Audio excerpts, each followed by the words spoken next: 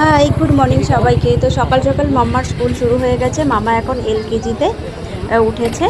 তো তারপর মাম্মাকে ছেড়ে দিয়ে আমরা চলে যাচ্ছি বাজারে। আমি আর আমার বড় মশাই তো কিছু সবজি বাজার করা ছিল, মাছ টাছ কিনবো বলে চলে গেছি সবজি বাজার করতে।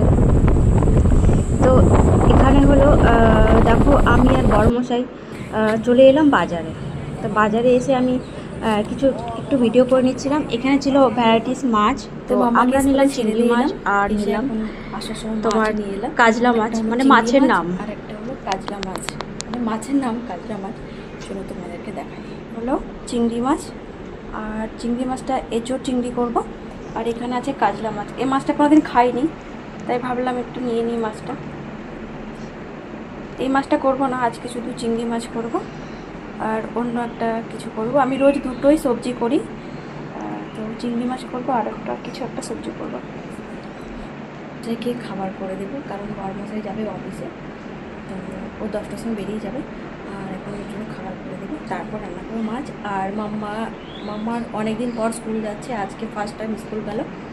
আর এখন ওর স্কুলের টাইমটা একটু চেঞ্জ হয়ে গেছে।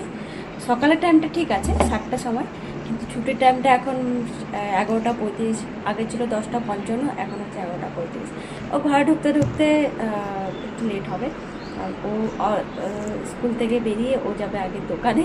দোকান থেকে ও যা যা জিনিস লাগবে সব নেবে, তারপর আসবে ঘরে, মানে 12টা বেজে যাবে।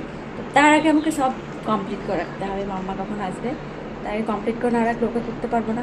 আর ও স্কুল থেকে আসার পর ওর চান করাতে হবে, খাওয়াতে হবে, তো টাইম লেগে যাবে। চলো টাটা। আর ব্লগটা কেমন লাগলো প্লিজ কমেন্ট করে জানাবে তোমরা।